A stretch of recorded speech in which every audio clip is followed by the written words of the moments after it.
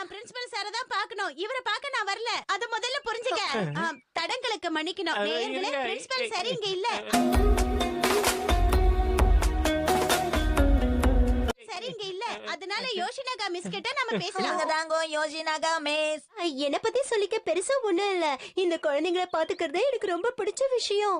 ரசிச்சு செய்யறாங்களான்னு நான் பாத்துக்கிட்டே இருப்பேன். அது என் கடமை இல்லையா?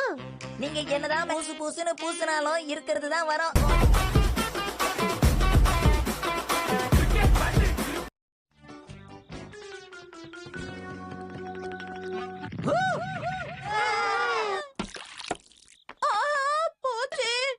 சாஸ் ரொம்ப நல்லா இருந்துச்சு.